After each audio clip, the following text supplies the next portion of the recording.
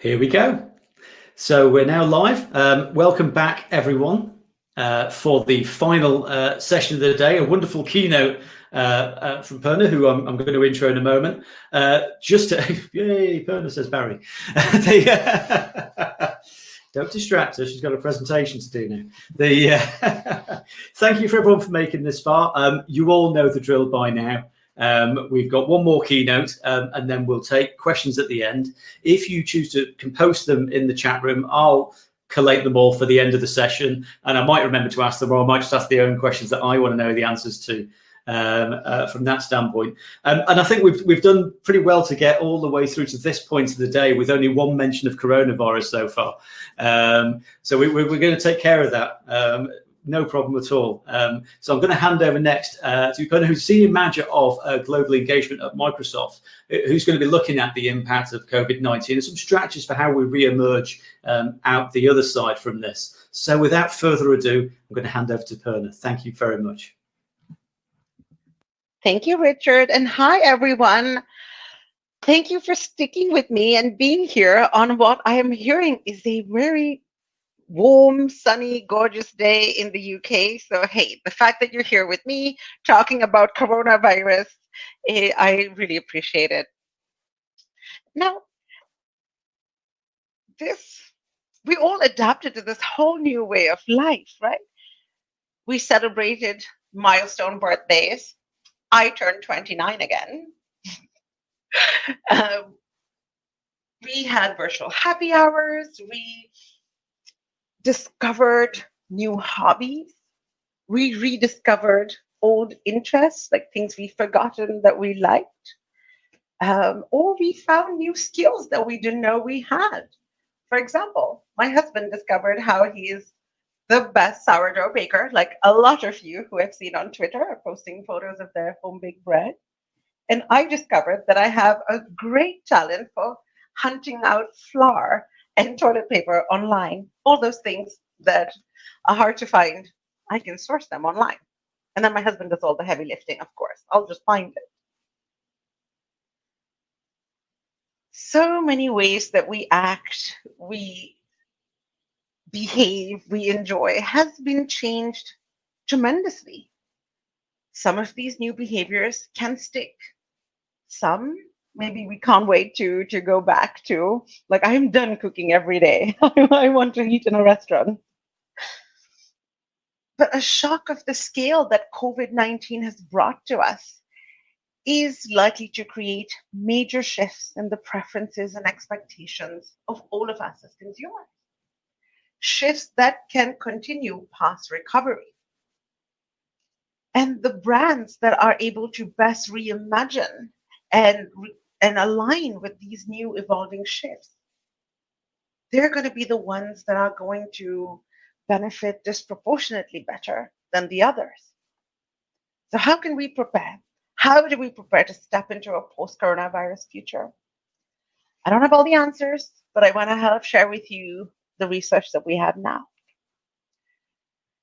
And the biggest thing, what I'm finding through all of the research, is that it's all about finding a balance between what worked before.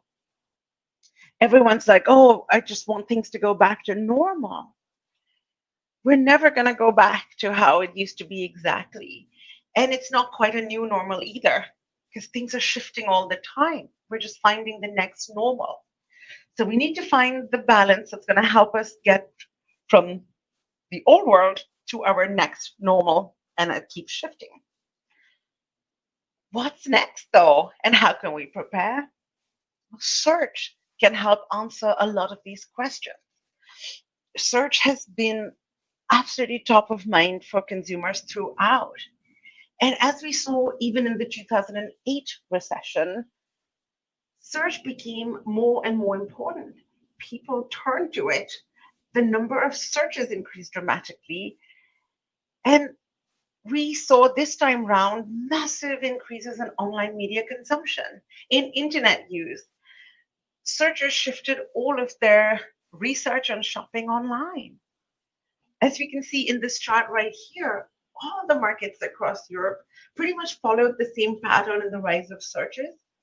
But France, interestingly, showed a significant increase in search volume, which continues even today. And even as recently as a couple of weeks ago, we see search volumes still trending above the baseline in all markets. Why is this helpful to us? Why do we care about this and what search can tell us?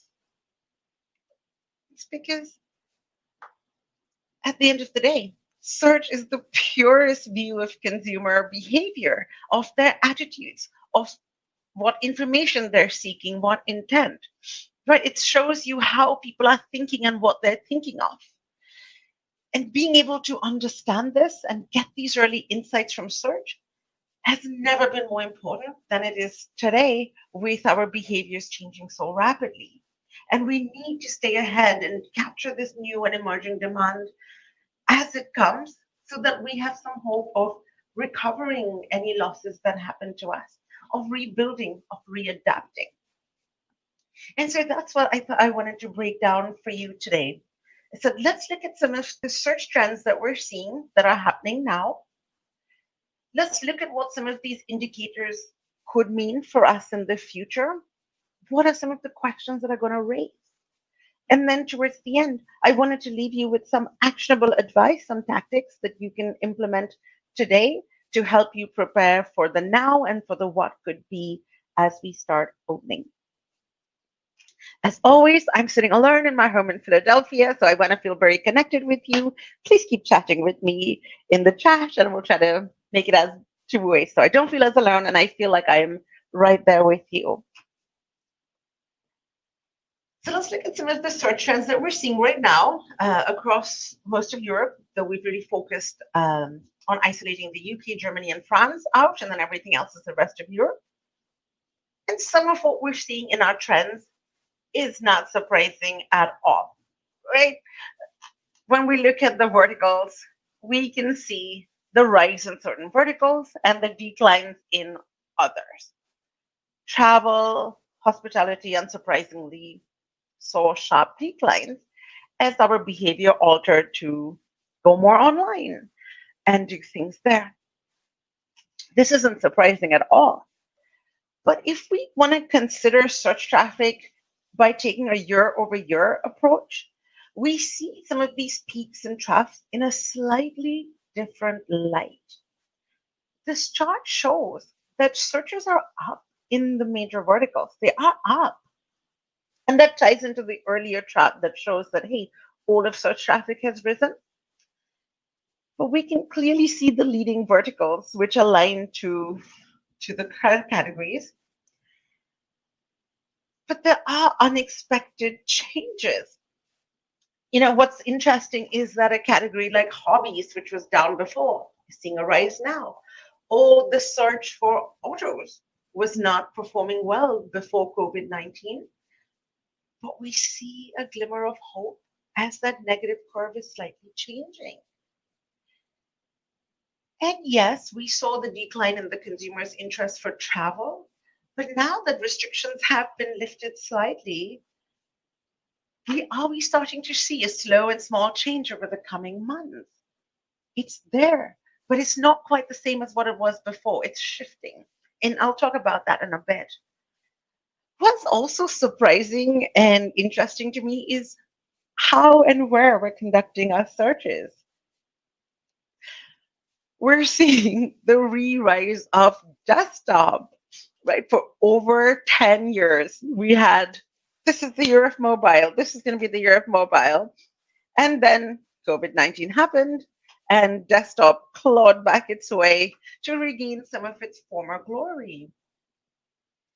It's simple. As consumers, as we're spending more time at home, we're spending more time on our PCs and searching in front of our PCs. So if anyone has been focusing only really on like mobile and tablet, don't forget to be looking at desktop again. It is getting increasingly more share again. And whether it is desktop or mobile or tablet, what's true right now is that digital advertising has never had an audience like this. And while some forms of media don't quite fit, like maybe traditional TV, for example, might be a bit harder at this time, search has been the destination where people come back to again and again and again as they're searching for new things. They're finding entertainment, they're looking for ideas for what to do. In all of this, it's search. And if we look across different channels like search, display, TV, and out of home advertising, eMarketer reported in their revised forecasting that search will be the least impacted consistently across the UK, France, and Germany. Why is that, you think? As you can see, COVID-19 has had this severe impact on all ad spend, where consumers are in a whirlwind of emotions, and advertisers are like, should I be advertising? Should I not? What should I be doing? Search offers a lot of flexibility, and it also gives you an understanding into the sentiments. And search allows people to tune into these sentiments of real people. And it also tends to perform a lot better.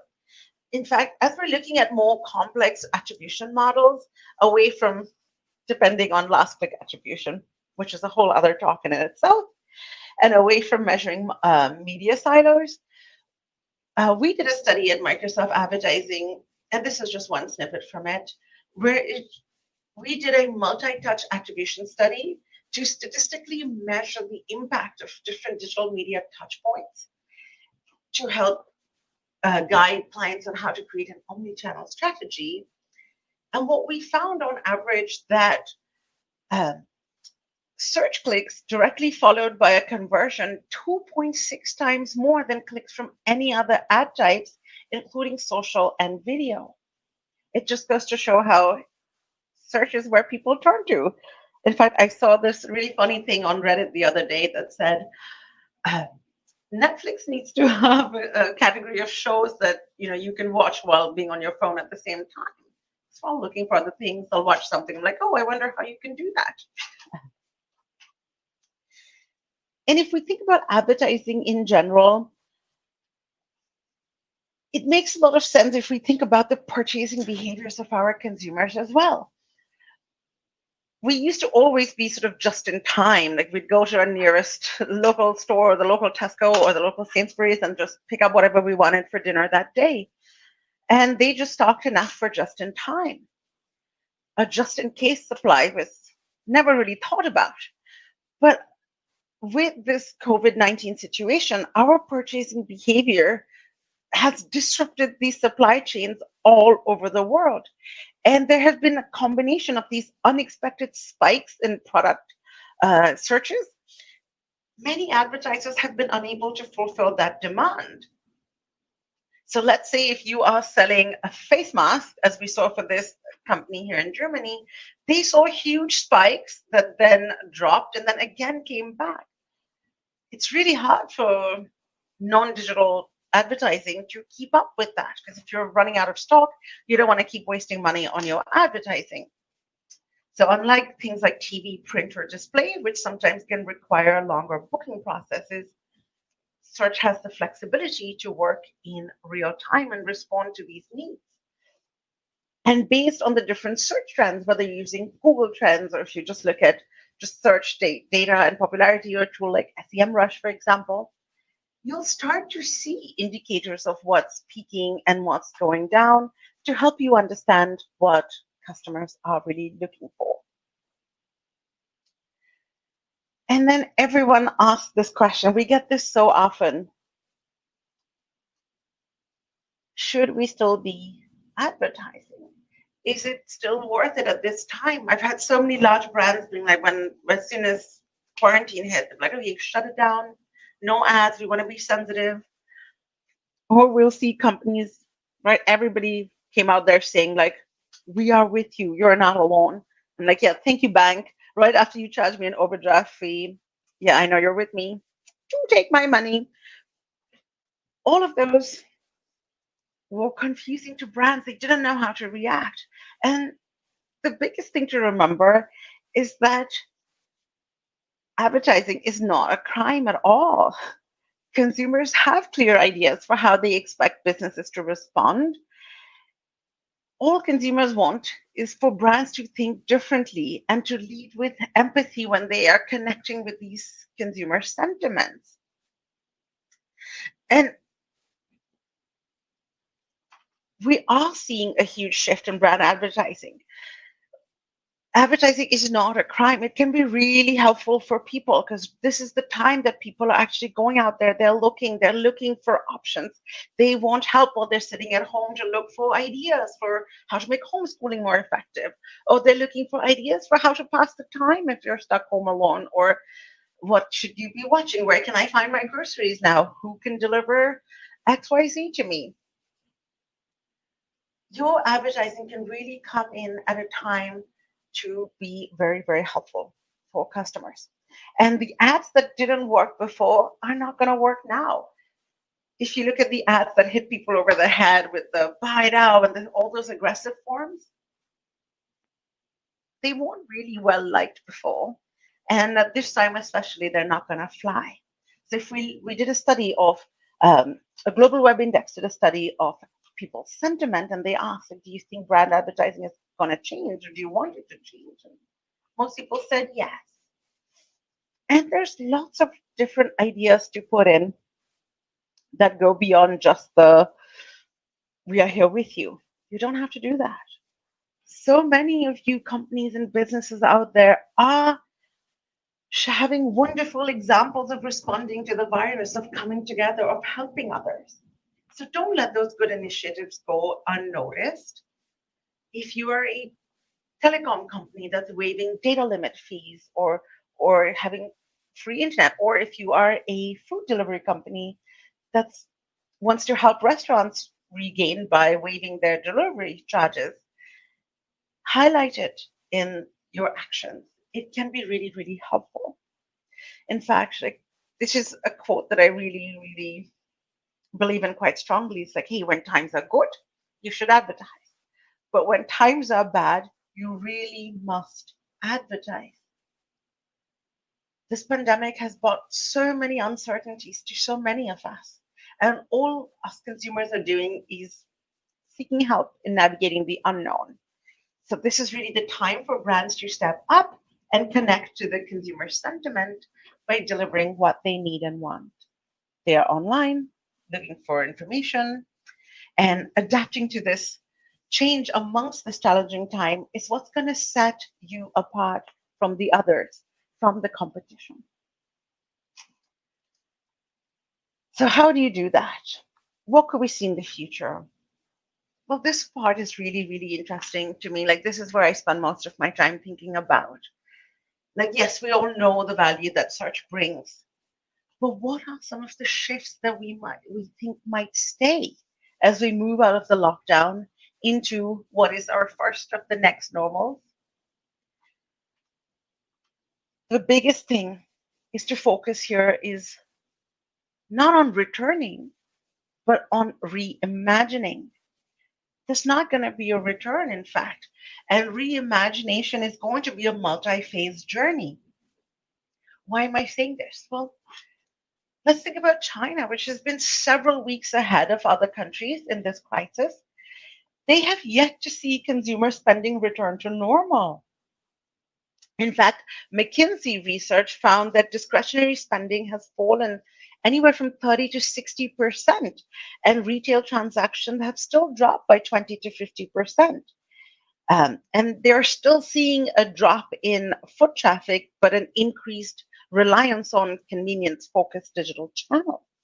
This digital first is really, really, it's gathering steam. I mean, think about your own behavior. I find it's so convenient for me to just place my grocery delivery online, and then boom, the next morning I wake up and my groceries are waiting for me at my front door.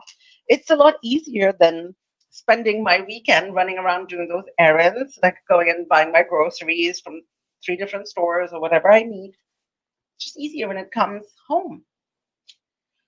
And while COVID-19 tragically brought some industries close to shutdown, Others did benefit heavily too. Like there have been some for whom this has been it's been very advantageous for. Think about the streaming services, gaming platforms, right? They grew substantially. Food and grocery delivery, of course, tech solutions for home offices, health and beauty products, home workouts, certain retail segments, all of them thrived. Many consumers, and in this, as we went more digital and found these new digital solutions, here's the really interesting part. Many consumers searched for and used these services for the very first time as a result of this pandemic. And many experienced these convenience and delights of shopping from home or the digital convenience that they had never known before. And the speed of digitalization during this pandemic will result in new audiences and online users, which we haven't seen before. If I had just had to look at what we've seen in the UK, there has been a 73, yes, 73% year-over-year increase in searches amongst those who are 65 and older just in the month of April. That's all that we saw in the UK. It's huge. And as Satya Nadella, our CEO, said, we have seen an increase in digitalization within the last 2 months, which normally would have happened in 2 years. This is huge. This is so huge. And this rate of change happened so quickly. Yes, it forced a lot of people to do things that they wouldn't have normally. Companies that were formerly absolutely against remote working are now seeing the value of it and maybe embracing the idea that maybe there could be a hybrid. Maybe there is some value in giving flexibility, or people are embracing new ways. Telehealth, for example, especially for telehealth for like mental health issues, which somehow you don't need to be in office for, has seen a huge boost. So many changes that wouldn't have normally happened. In fact, the state in the US where I live, and I know it's not UK, but so I live in Pennsylvania in the US where telehealth, it wasn't allowed before. It wasn't, the law didn't allow it for a lot of cases. But it's changed as the pandemic, and physiotherapy can happen online. Like all of these things would have taken ages to rule or go past legislation. They're all happening now. And that has caused like philosophers, sociologists, politicians, and almost all of us currently in a lively debate about what our world is going to look like post COVID-19. Will society return seamlessly to that ever expanding capitalistic model where permanent growth was king? Or has the virus taught us a renewed consciousness of vulnerability, of harmony, of seeing the impact that us humans have on the world around us and nature? You know, are we getting this little sense of doubt that globalization in its current form has reached a tipping point? Well, frankly, we don't know yet. But perhaps we will see more consumers shift their search behavior to find the best deal based on sustainability factors or the origin of a product and overall quality, and even where they live. And where people live could also see a big change. Right? And a big open question as businesses allow employees to work remote where possible, or as people have discovered that maybe they didn't need all the things that they thought they need. What will the housing market look like?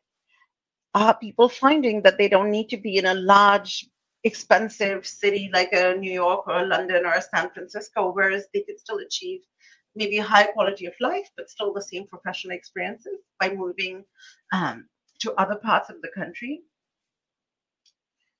Us marketers really need to consider carefully right now how we market and how we present our products in the future as we start to regain a sense of normality, as these restrictions are getting lifted so quickly. If we think about it, and if we think about our own behavior too, depending on the day, depending on the person in our family or in our friend circle, we saw people respond in many different ways.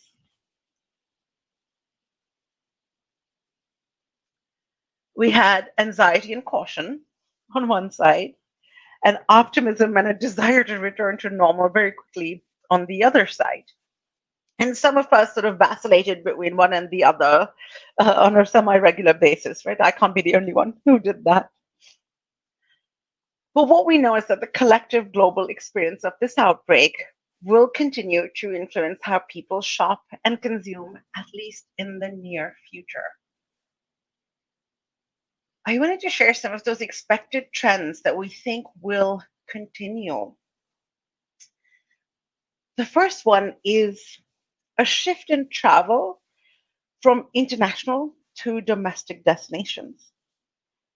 Hey, maybe if you're going from London to your usual south of France, southern Spain, southern Italy, which is so easy to do, maybe we're going to experience maybe Cornwall. Why not? It's easy to drive to.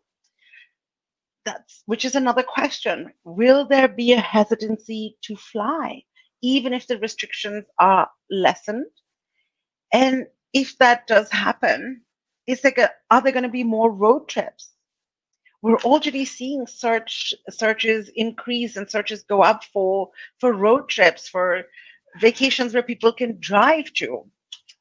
And what's that going to do for the automotive industry? Is it going to lead to more demand for auto parts, for auto services? Or could it even further push the shift towards renewable energies? We've experienced the desire for increased sustainability. Will this make us want to go towards what are our cars doing to the environment? Do we want to go more electric, hybrid? What's that going to happen? Or if we think about retail, we're seeing the shift to local products and services. There's a lot more. We're all looking like what's locally grown around us. What's a seasonal fruit this time? Like, yes, maybe I do want fresh tropical fruit coming at any time of the year here in the winter, but maybe why don't I discover what's actually in season? We've seen that, how fresh and delicious things taste when they're in season and locally grown. Or what do we think about food, grocery, shopping deliveries? Do we feel they're going to see a significant drop as people physically go back to the stores? Or will we see like what China saw, where there was still footfall being lower and there's still a high use of online convenience? All open questions. Or if we see a shift in finance, this is a really big one. And it's going to affect a couple of different areas for those of you who work in the financial industry. We're seeing a shift for people looking for safe investments as a shockwave of COVID-19. It created financial angst for so many of us. Or will there be an increased need for financial advisors or financial guidance now that people have seen the effects of a recession? A lot of people recently have embraced these online trading options as well. Like Robinhood saw a huge spike in users over the pandemic as people sought to find new ways to grow money or to pass time or whatever it was. But the main thing to remember as we're looking to the future is that it's not just about returning. It is about reimagining. It's about scaling up the empathy and understanding your audience. And it's not a one and done. It's not like as soon as restrictions lift, we're immediately going to go back to life as quote unquote normal. It's going to be a phased approach. And so what we need to be really clear and cognizant of doing is about accelerating our trend spotting, right? Be on these tools that give it to you. There's tons of free tools out there. Uh, it's about looking at the analytics, even search query trends you're seeing, what emerging trends you're seeing in your own reports, whether it's your Webmaster Central or whether it is in your paid search query, search term reports. And it's about being ready to seize and capture emerging trends and early demand.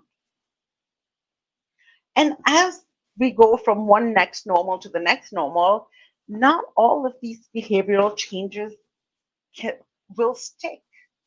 You want to think about it in terms of what was really good for convenience now, what's really good and convenient and like this is great, this will likely continue, and then maybe what was just a big hype and then it's going to die down. Let's think what could fall into those different categories. Let's say all these Zoom happy hours, they were great and they work right now. It was cool, it was a hype, and that hype's going to die down at some point. Or something that was necessary in lockdown but isn't likely to continue, or maybe has fewer odds of continuing long term, would be some of those restaurant deliveries. People would want to go back and eat in person, though of course some of it can still continue as restaurants discover new ways of scaling even beyond the limited seating options that their physical space can provide. On the other hand, things like wellness apps, telehealth for mental health, or things like grocery delivery, all of those, they have a high probability of sticking. And all of this, what's going to stick, what's just a fad, and what was just great for the right now, they're going to vary. And it's so important for you to try to hone in on those and drill down to see what's going to stick for you and for your business and your clients. You can ask polls, you can look at search trends, you can look at how your competitors are speaking to your audience to try to find this. But the key thing is, don't wait for it to go back to normal. Think about what it could be. And in the meantime, like, what can we do now? How can we identify what each phase of normal will look like, and what stages can we expect change to be, and what steps can we take right now to help us get on top of adapting? There's 4 areas that I thought would be really good for us to be focusing on in this. The first one is around messaging and creatives. Probably the most important. This is how we speak to our audience, and that's what's going to set their impression of us, and it's going to help build rapport or burn ties based on what we're doing.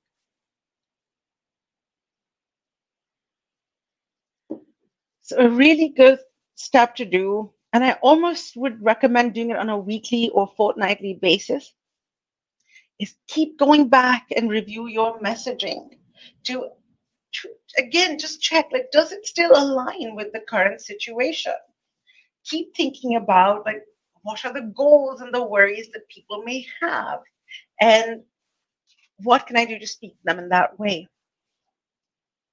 In the past, it was, hey, don't worry, we do curbside delivery. When we were all locked down, it was, we'll bring it to your house. You don't need to leave the house. We'll make it easy. But right now, as we have started recovery and it's beginning in lots of different places, what we're finding is that there has been a lot of pent-up demand amongst searchers, even for travel. Like, you think there's lots of family trips that people want to have, or those who have been cooped up for so many months, they are wanting to go out. All of this pent-up demand is coming out. And how do we speak to people? Right now is the time to give people the confidence to convert. So if you are a hotel, you want to, of course, let people know that, hey, are you open for business now? So maybe you want to talk about, hey, we are open. You want to book confidently now with no cancellation fees. Remind them you're open and remind them why they can book with confidence because you are waiving any fees and all of that. So that's empathetic. It's understanding where they are in the time frame and again focusing right on those.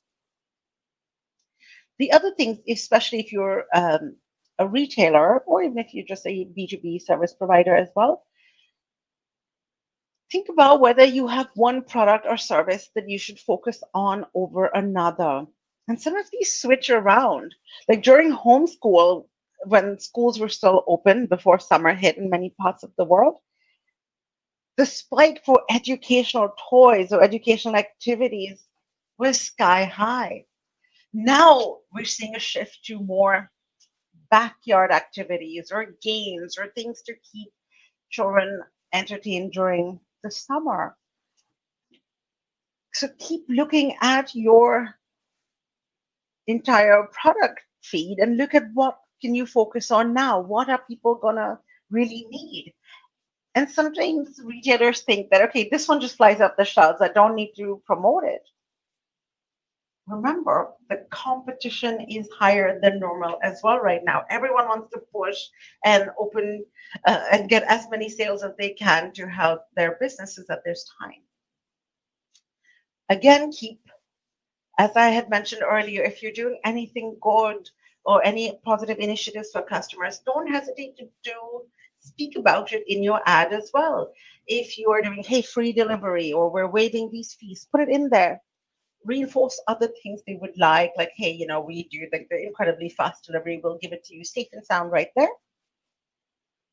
And of course, if you're doing any display or paid social or native advertising, or even your own websites, remember to keep switching out images. And while a lot of us switched to images of people at home during the time when quarantine first hit, remember, now that things are lifting, why not throw in some photos of people social distancing in public, which can align more to the mood and the sentiment of what people are looking for? Now, that sounds like a lot of work. You're like, okay, this is so much to be thinking about, so much to do. And you anyway feel like there's so much to keep on top of. Well, we can always use a helping hand or two, or in AI's case, seemingly unlimited help. And that's where automation can come in to help scale some of the efforts that we have now. And if you have the question, I'm like, Purna, I don't even know where to start. Let me give you 2 simple ways to start embracing automation, especially in your paid search campaigns. The first area is with ad copy. Search trends are changing so quickly. How can you make sure that you're showing up for them and that you have a very relevant ad that's impactful that can show up? So in addition to having your dynamic search ads, which again is not really AI, is it? But your responsive search ads can be really helpful to quick test new messaging, or even something as simple as ad customizers, especially if you tie it to audience list. It's a really handy way to scale and ensure you're giving very relevant messaging and testing new messaging to keep up with emerging sentiment as well as emerging trends. The second area for scale and automation is bids and budget. And I know that this is a hotly contested one because the tendency at this time can be to just stay cautious and switch to manual bidding. But remember, it's not recommended to switch to manual bidding.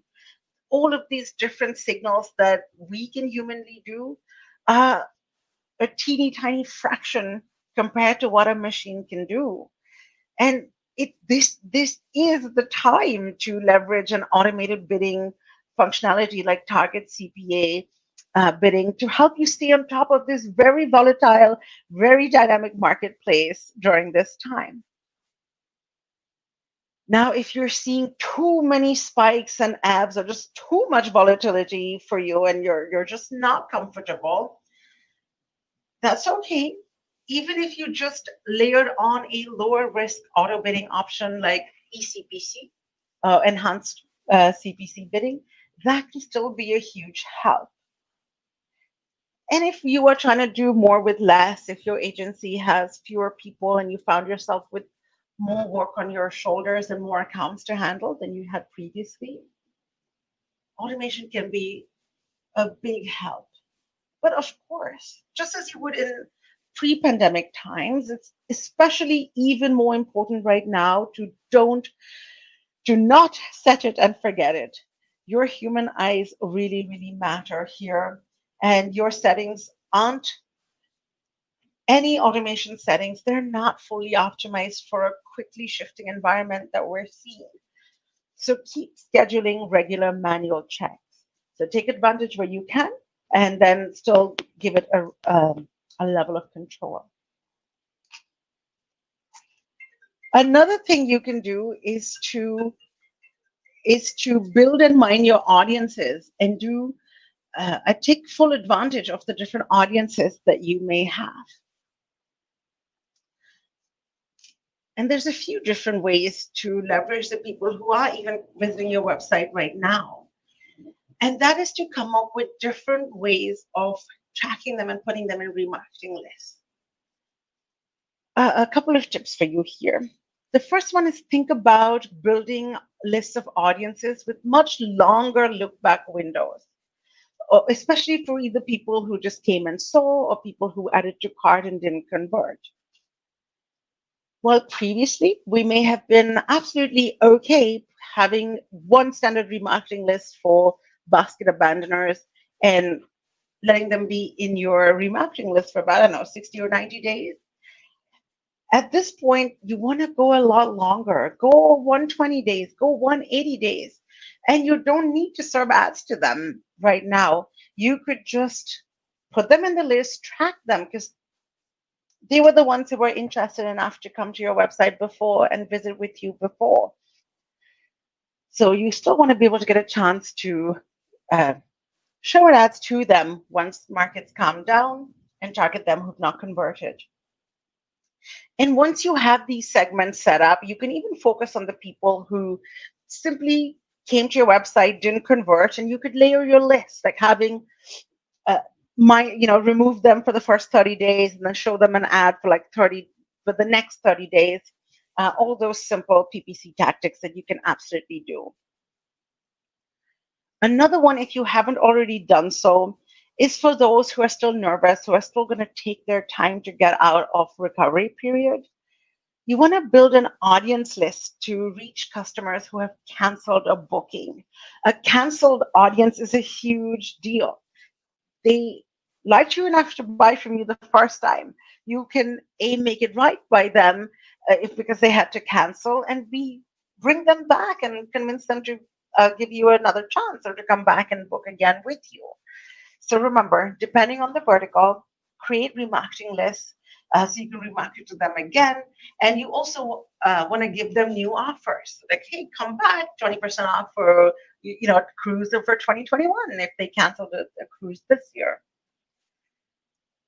With all your audiences, though, you do want to adjust your KPIs. Traditionally, things like remarketing or in-market tend to perform really well, and they still can right now. But as we're transitioning back to recovery, start getting ready to apply more flexibility to your benchmarks, right? Consider adjusting your bids and budgets just to align with marketplace dynamics, because they will ebb and flow. It's not going to be very linear. It's going to be a very up, down, back, forth, messy plate of spaghetti recovery. And in all of this, you need to become the master of trend spotting, as well as spending time looking at the competitors. Don't forget, desktop is getting more popular. People are spending more time researching on PCs. Ensure you have enough bids and strategies to target those on the desktop. You want to be able to go and find these new emerging queries by putting in broader keywords in your PPC campaigns or putting in broader audiences. even putting a broad match keyword in your remarketing campaigns can be really powerful. It will allow you to spot new and different queries and match to more than a phrase or exact match could match for, but it will still limit any quote unquote damage to your campaign budget by still limiting the reach to people in your remarketing audience. It's a very low risk, but a very high impact way of staying on top of new search trends. That could be a really good one. Also, set up alerts for your competitors. Keep looking at some of your main keywords, look at some of your biggest competitors, and keep an eye out for how they are tailoring their ads, how they're tailoring their offers. They are speaking to the very same audience that you have, and you want to stand out and set yourself apart from them. So make sure you're keeping an eye on what they're doing so you can keep reimagining and staying a step ahead. Like, it's never been more important than right now to go ahead and keep an eye on the competitors. Where else can you find more of these trends? Can you find more insights? Of course, Google Trends is a great place to go as well. I also wanted to share another complimentary resource that you can use. You'll have the link right here. You'll get the PDF of the deck later. But here's what we're doing at Microsoft. Again, it's completely free to use. You could use this and Google Trends or combination or SEMrush or whichever tool you like. But here you have the advantage of switching out your region to be more tailored to what you're looking for and to switch out different verticals. And these are updated every single week, so you can keep on track on what is happening every single week. This has been one of my biggest life-saving things I've gone in to go and learn and understand and get ideas on how we need to be reimagining for the next normal. And ultimately, like, while all of us marketers might think that our job it's all about the data, it's all about the ROI, what this pandemic has really shown us is that at the end of the day, we're all just talking to other humans like us, humans who are on a quest to knit scarves or to Marie Kondo their homes or to bake the best sourdough bread or just simply survive and cope. And it turns out that search is the most human of all the things that we have been doing in this new normal. So remember, keep turning to search, and you got this. You can do this. Thank you very much. And you can say hello, and I'm happy to take any questions that may have come up. Wonderful. I mean, you know this already, but you're a wonderful presenter. That was very brilliant. Great pace, great delivery.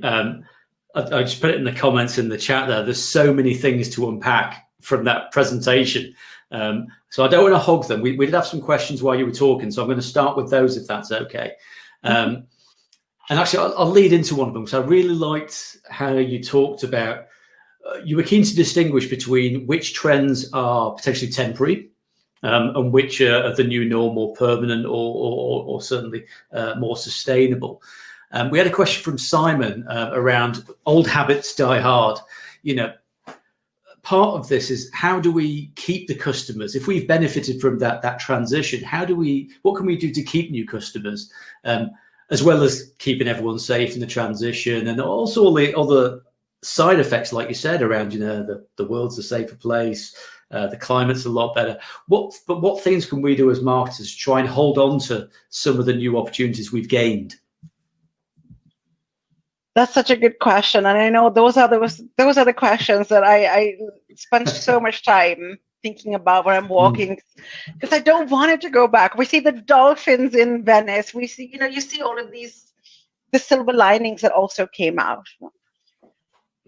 Some things will go back, and some things we can't change, but there are still quite a lot of things we can do as marketers.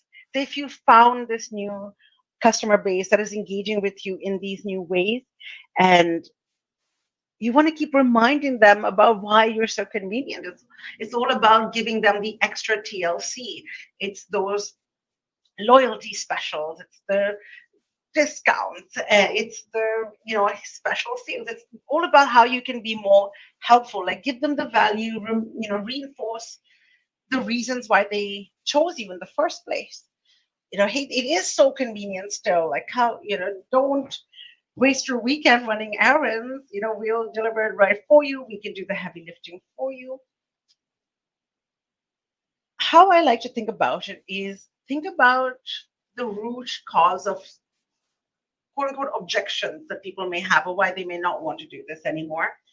And usually it can seem like there's many objections, but it really comes down to like time, how much time they think they have, the availability, the performance of what they saw, and then price. So if you can sort of identify what could be some of those root causes, you can speak to it accordingly.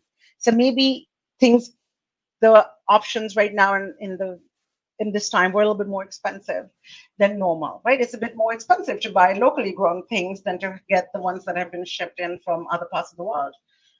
Reinforce why it's worth the extra price. It's very long answer, but net, go down and find which of the 4 root objections it is, and then you'll find the right answer to go to speak to it in your ad copy and to give them all the extra TLC that they need.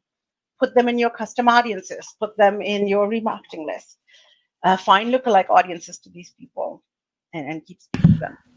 Yeah, and that's fascinating. So while you were talking there, it gave me an idea around how you kind of, save your keyword research, so your keyword data. So, if you take a sample set of what your kind of traffic's been like for the last 3 months versus the 3 months before, what have been the peaks? So have been, to your example, have been people been more price conscious in their keywords because that's why they came to you? Was it because they searched for local something or other and that's why they came to you? So yeah, I like that. Build on the strengths you've identified, and you've got probably a batch of new keywords or reasons that people have been hitting you more than normal that you can probably go off with that. So I like that. That makes a lot of sense. The second question came from Montserrat, which was, do you think the digital habits are going to change back? So you mentioned around we've seen a lot more digitization, and some of that's been out of necessity. In some places people haven't been able to go out and shop. So. Or do you think we're going to see the rate of digitization carry on? Was this the blip, or is this the kind of speeding up of the curve, for want of a better term? Isn't that's such a good question? Again, some of it will be let's wait and see. But my take on it is that we were progressing at this pace, and then we suddenly accelerated, and now I think we're going to continue and get normal again, and then. There will be lots of new cool things that will come out of this as well that can further change the world. Like if you think about Uber, didn't that come out of the last recession? Right? There were so many amazing companies that were born out of the last recession. So there will be, again, I'm pretty sure, but no one can ever say with 100% certainty, that we will see again different life-changing. But we've certainly reached a whole new level of digitization, and with more people using these new digitization features, it could help bring about change faster than before. And one of my questions, and again, this may not be the right time for it, but it was interesting because I've seen you talk before about AI and voice search. And I can't help thinking that particularly as there's been trends to be more contactless, that maybe voice search, not so much in the home, where it's probably popular already, but out in the wild, in the high street. So do you think we might see a bit more voice search actually in situ when you're going to the supermarket to avoid you touching things and, looking at things in that way? Some possibly. I think the biggest change that we're seeing is stuff that was already popular across Asia for many years, like contactless payments. No, you don't even carry a wallet. Your phone is your wallet. Like I remember when all of these come from some challenges. I remember in India when demonetization happened a few years ago, where they, the 1,000 rupee note and the 500 rupee note were like no longer valid. Banks were running out of tender of cash to give to people because they were trying to exchange for new money to old money that was no longer valid. That's when digital payments saw a huge spike. Like a company like Paytm came out of it. And it's the same even across China. So contactless payment is so new for us. And I remember when I was in Singapore, I was to take out a credit card, and they're like, "Really, you just don't have the app on your phone that you can just do it with?" I'm like, "Yes, I know. Credit cards are such outdated technology. Let me like scuttle away in shame." But um, those will change. Voice certainly, as we're talking to people, there will be. Let's just talk to the machine. We can understand. So there's less contact with humans. Who knows? That's much more of a let's wait and see.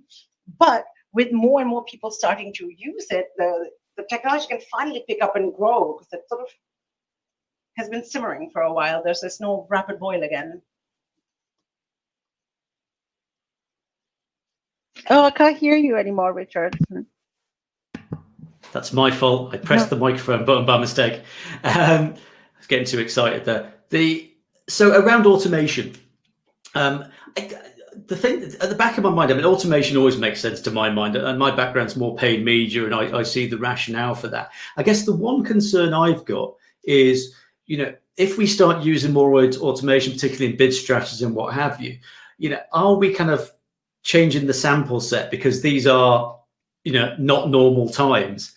And do we want our campaigns to automate based on data that's going to change quite a lot? I mean, I don't know under the bonnet, how well that works and how it can adapt. But there's a part of my mind that goes, ooh, I don't feel comfortable automating right now because this is just unprecedented, to use that word that keeps being used. 100%. And that's certainly a very legitimate concern that we hear all the time. It's like, oh, it's going to build off its data from right now. We still find that the pros outweigh the cons, and the machine is constantly learning. There's always fresh data coming in. It's adjusting like every minute, not just every day. And as things shift, maybe there'll be like a smaller bump, if you even see him, but it'll be very short, very temporary, and it's going to keep learning. Like these, overall, the sensitivities and the different points of data that the machine can take in and process far outweigh anything that we could have done as humans. And so the chances are we'll still get a better performance now by using them than having a further dip now. But I 100% get it. And in fact, I was very much on the camp of, and I had the same conversation with one of our engineers who creates the automated bidding. I'm like, but why should I talk about it? Like, tell me. And then he literally gave me this explanation that there are so many different points. You'll do better now with it. Yes, there's learning. But also, Richard, we see that learning happen every year with seasonal products too, right? Think about if you're a retailer who's having stuff around Halloween. It's only once a year that it comes out. The rest of the year, there's no more pumpkin ghost stuff. And so those bids tend to fall down. You just need to ramp up for a week or two, and then we're fine. And I like the idea of, I look forward to the time where that pandemic is a little bump, on the horizon in the rear view mirror, and that would be a nice situation to be in. I think that's a great place to leave this, and we've done exactly the time. Again, thank you very, very, very much. That was a wonderful presentation, and lots to go for there. And you've got a whole day ahead of you still. You're hours behind us, so I'm off to the pub. I'm not, they're shut, but I should be off to my own pub downstairs, where I pour very generous servings. The best ones, super. Thank you again. We've had some thanks from the chat room as well, and I hope to see you again soon, hopefully face to face when all this is over. For sure. Virtual hugs to everyone. Safe. Indeed. Bye-bye. Brilliant. Thank you. And goodbye, everyone else. It's been wonderful. We might see you in the Upload Tavern in one of those sessions.